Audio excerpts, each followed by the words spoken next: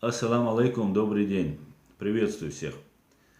В прошлом своем стриме я обратился к Абдурахманову Тумсо, Абу Садам Шишане, и предложил ему решить, как два чеченца, два брата, два мусульманина, решить этот вопрос обсуждением, да? Так как мы занимаемся не личными делами, а как мы оба заявляем об этом, мы заявляемся делами нашего народа, да, представляем интересы нашего народа, соответственно, самого ущемленного в правах на сегодняшний день народа. Соответственно, появилась реакция на это видео, и она очень интересна. Во-первых, было очень интересно наблюдать, как искренние люди, которые желают объединения, башта, согласия между нами, предлагали открыто обсудить этот вопрос, прийти к какому-то общему знаменателю. Эти люди, которые предлагали объединение, разделились на два типа.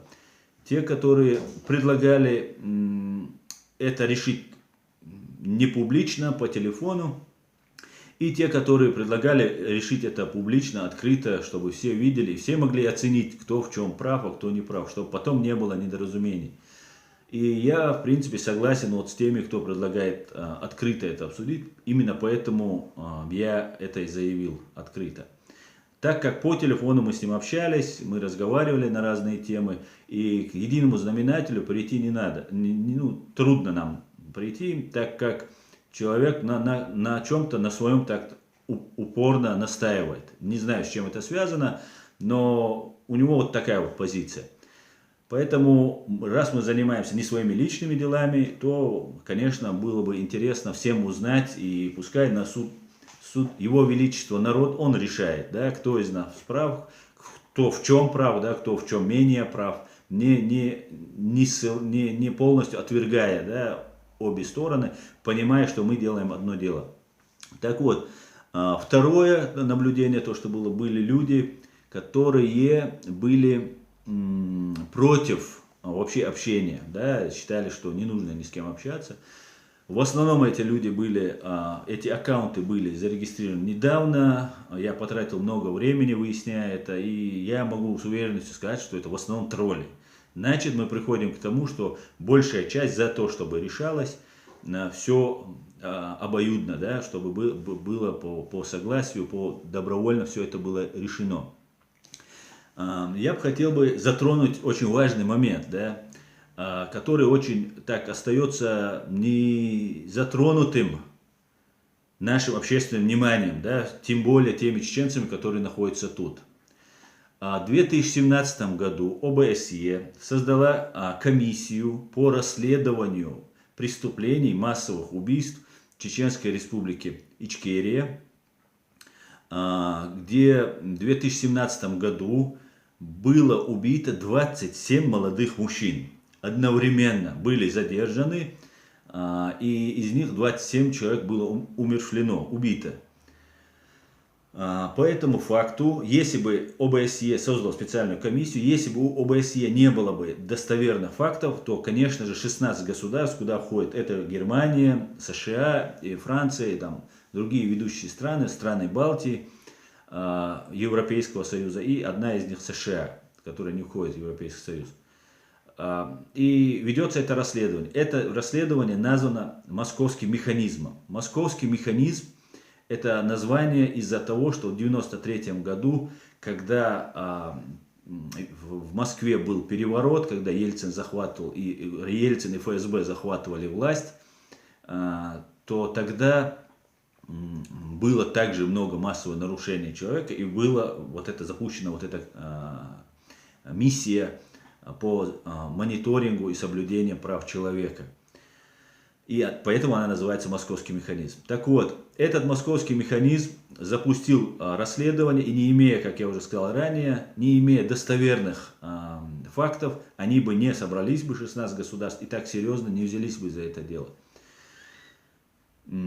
И эта комиссия должна прийти к двум выводам.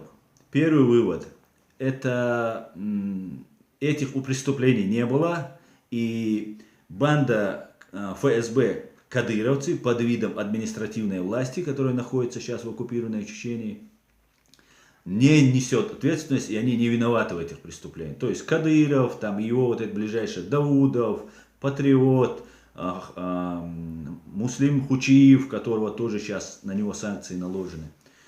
Вот эти люди не причастны к этому. Или же второй вариант, назовутся, будут названы имена, и эти преступники должны будут понести наказание. Да? И, соответственно, юрисдикция ОБСЕ не распространяется на Россию, но они могут затребовать этих людей и объявить их уже громогласно, громко об этом заявить, что это преступники, что это убийцы. О чем мы все знаем, но нужен юридический факт. Это такая процедура, которую необходимо соблюсти. И слава Богу, что эта процедура запущена.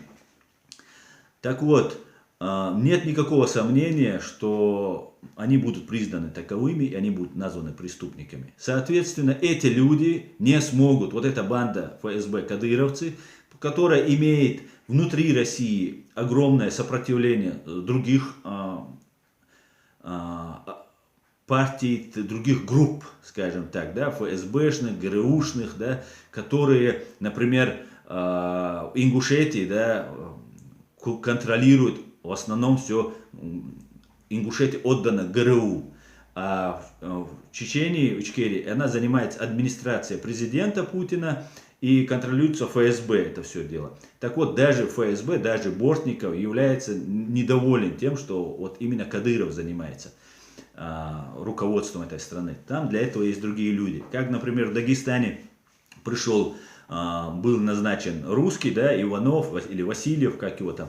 И также будет назначен, сейчас будет убран Кадыров и будет назначен другой человек, другая группа. Может быть, кто-то из них будет арестован, посажен, кто-то будет уничтожен, кто-то просто уйдет в отпуск, как сказал Кадыров, когда назначал себе Хучиева недавно. Он сказал, что в случае болезни, да, это, конечно же, нет сомнения, что по команде из Кремля ему сказали, что вот обозначь Хучиева, заяви об этом. Он публично заявил, что его заместителем будет Хучиев. Так как Хучиев также является преступником, американцы вот 2-3 дня назад наложили на него санкции. Поэтому этот человек тоже попадет в вот эту комиссию по расследованию и тоже будет признан преступником. Поэтому у него нет шансов. Если их обозначить преступниками, соответственно, в мире, да, Россия постоянно притворяется, до конца притворяется при любых своих преступлениях, что они не являются преступниками. Держать главу региона, да, хоть оккупировано, ну сейчас, как они считают, в составе России, массового убийцу, да, в лице Кадырова и его вот этой банды. Соответственно, эти люди должны будут отстранены от этой управления этой республики. И туда будут назначены другие люди. Нам, для нас, чеченцев, в принципе, от этого, как для освобождения нашей Родины, большого плюса от этого нет. Да, если придет туда какой-нибудь Алханов или придет еще какой-нибудь человек, который менее замешан в крови, наша страна будет оккупирована в любом случае, и она будет находиться под юрисдикцией России.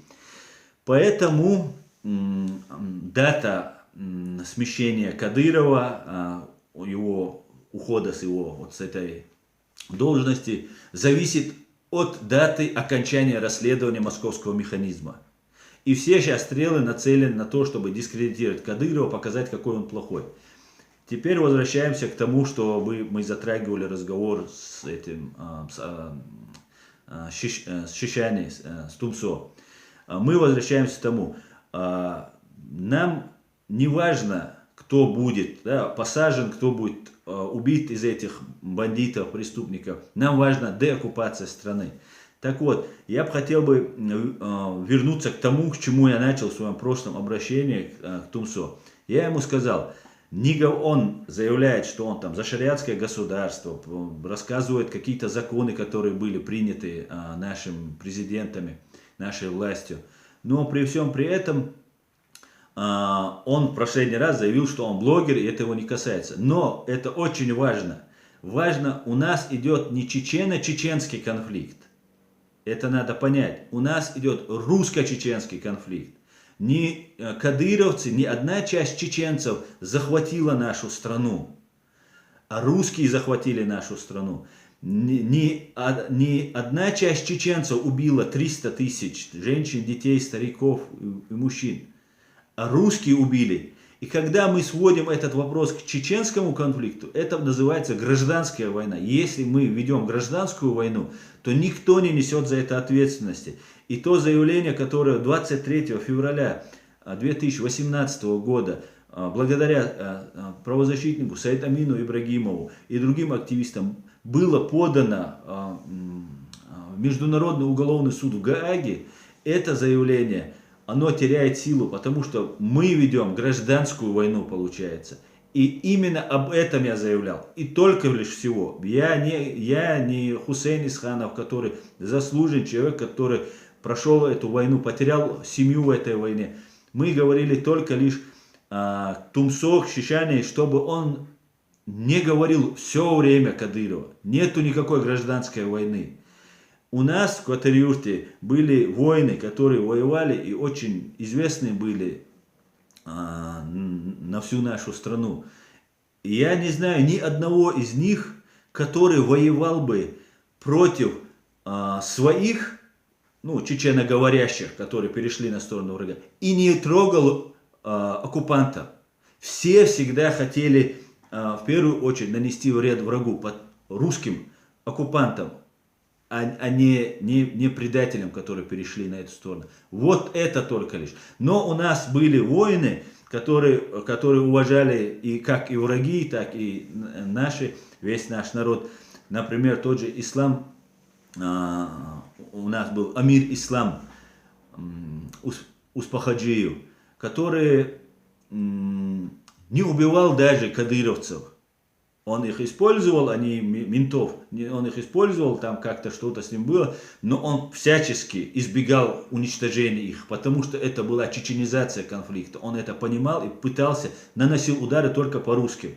Хотя наносить удары по русским намного было сложнее, обходя этих же предателей, надо было как-то нанести удар по русским. И целенаправленно он их не уничтожал.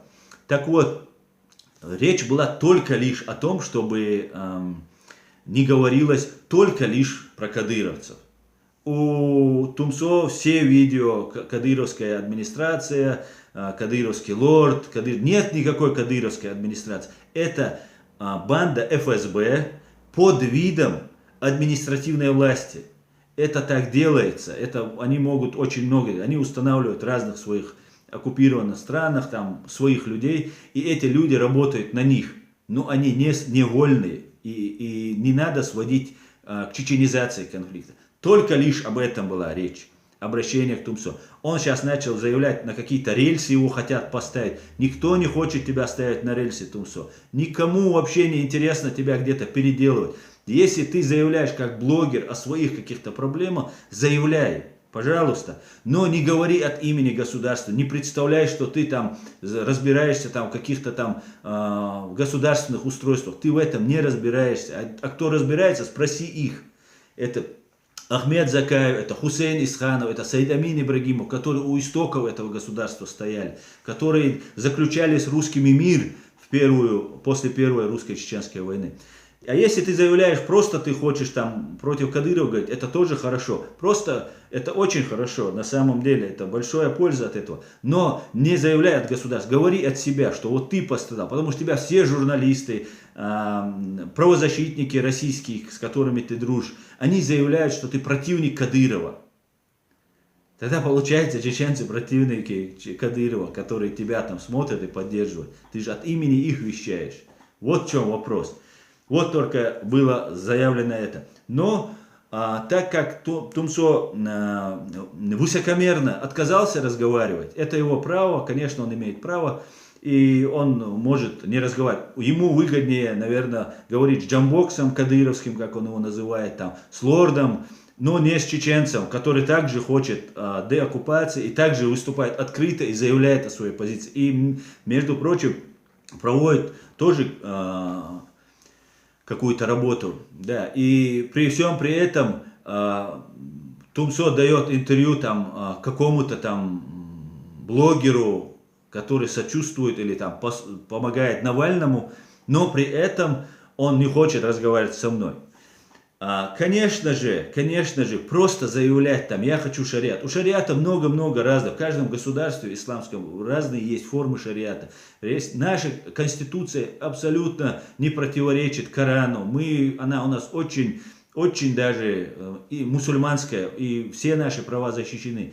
В ней, в этой конституции, есть даже статья, где защищаются наши нравственные устои, да, в случае каких-нибудь там, в конституции это указано. Никакие парады, какие-то вещи, которые противоречат нашим нравственным устоям, быть не могут. По крайней мере, пока существует эта конституция. Поэтому не надо передергивать факты тем, кто не совсем владеет просто ситуацией. Или просто почитать нашу конституцию. Она есть в интернете, и это можно посмотреть. Поэтому, поддерживая Навального, да, если не Путин, то Навальный, ты говоришь, Навальный исламофоб. Я сейчас в это видео добавлю это видео, где открыто Навальный заявляет, что он исламофоб, что он не хочет, чтобы мусульмане строили мечети. Коренные жители Москвы не строили мечети в Москве. Он не хочет, чтобы женщины одевались в паранджу, как он там говорит, да, одевали мусульманскую одежду, чтобы нельзя было поднимать палец, что это обозначает Бог один, только лишь всего. И не террористы это говорят, а любой мусульманин это обозначает, что это Бог один. Хотя это уже дискредитировано, это только это значит, что Бог один. Он говорит, таких людей не поддерживает. Есть девушки, для которых жизненная мечта не быть закутанной в паранджу и родить 25 детей, а жить нормально и по-человечески. Мы знаем, что там есть молодые люди, которые хотят учиться и работать, для которых жизненным идеалом не является Porsche Cayenne, золотой пистолет, вот такой палец и омерзительная поговорка «кто не с нами, тот под нами». И мы, собравшиеся здесь, даем шанс тем нормальным людям, которые существуют на Кавказе. Даем шанс тем нормальным людям, которые существуют на Кавказе. В Москве тоже широкие дискуссии по поводу того, нужны ли Москве новые мечети. Это вопрос миграционной политики. Значит, то, что мы видим сейчас, это огромный наплыв мигрантов из республик Северного Кавказа, из республик, извините меня, Средней Азии. И в Москву их приехало 2 миллиона человек. И невозможно обеспечить их всеми мечетями, потому что если мы для всех построим мечети, их будет гораздо больше, чем в Казани.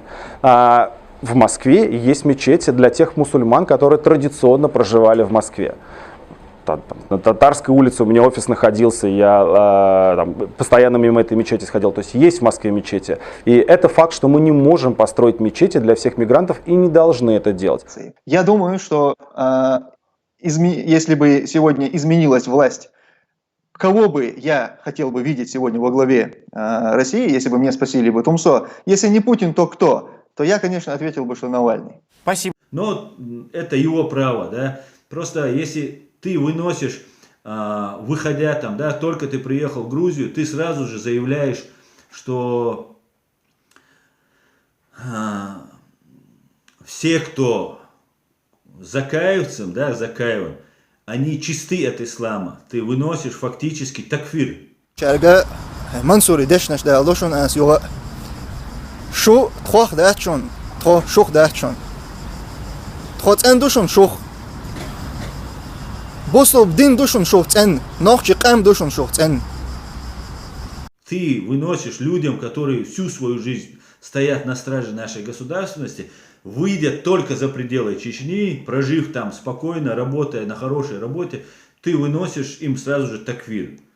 При всем при этом эти люди даже тебя знать на тот период не знают, да, ты об этом заявляешь. Но Навального ты поддерживаешь как президент. Это тоже очень важный момент, на который тебе, Тумсо, и твоим зрителям стоит обратить внимание, изменить свое отношение. Мы, чеченцы, не враги друг другу. Наши враги русские, оккупанты, кто пришел на нашу землю, вот кто наши враги. Мы являемся не друзья. Ну или если кто работает на этих врагов, да, открыто работает, так и скрытно работает, да, является агентом Это тоже наши враги. Кто бы он ни был, какие бы заслуги у него не были, как бы красиво он ни говорил, это является врагом. Так вот, вот по этому поводу хотелось бы дать разъяснение. По поводу того, что он отказался, да, разговаривать в стриме. Я этот слив засчитываю, да, слив засчитан, Тумсо, никаких проблем. Не имею желания разговаривать с человеком, который не имеет желания со мной говорить или там боится чего-то. Но легко говорить вот перед камерой, да, сейчас можно выдать там 20-минутный разговор, не обрезая, ну, просто так, потому что возразить некому. Да, я когда был маленький, был такой фильм с Ван Даммом, где один бьет ногой, что ли, или кулаком по кирпичу или по стене, кирпич ломается, и второй, кто с ним должен драться, он сказал, кирпич не может дать сдачи, Тумсо, монитор не может дать сдачи. И, конечно же, общаться с предателями, которые просто полностью дискредитированы, тоже очень легко. Эти предатели, ну, у них нет никаких аргументов. А если есть, можно достать из ютуба видео и показать, как они призывали к джихаду, как они там перешли на сторону врага, как они убивали наш народ. С ними легко. А с таким же человеком, как ты, которого нельзя ничем дискредитировать, который ничем не дискредитирован, с ним говорить, конечно, очень трудно. Поэтому твой слив, Тумсо, засчитывается. Это видео я выложу сегодня или когда мне будет удобно, я его выложу. И предлагаю всем не разделяться, вести войну информационную, пока мы можем вести войну только не насильственным путем, только мирными способами можем. Это митинги, это демонстрации, это информационное донесение информации до всех окружающих. В первую очередь надо рассказывать о тех преступлениях, над которыми вами совершили, как во время войны, как сейчас, вот в этот период, когда вот эти предатели над нами творят свои бесчинства. И объединяться. Всегда во всем нам надо объединяться. Вай барт хельчби, вай тулам хирбат, барт вай хила, вай тулам хирбу, тулам хильгергаду. В ближайшее время это все произойдет. Это может занять год, это может быть занять 2. Но как Советский Союз, Россия развалится. И мы будем работать именно на это. Не на уничтожение собаки, которая тебя укусила, да, и хаять эту собаку, опускаясь до уровня этой собаки. Хотя ее тоже надо хаять и всегда ставить на место. А мы будем хаять и разрушать имперскую Россию, Путин, который построил, и привлекать к ответственности всех военных преступников. Ассаламу алейкум ва рахматуллахи ва баракатуху.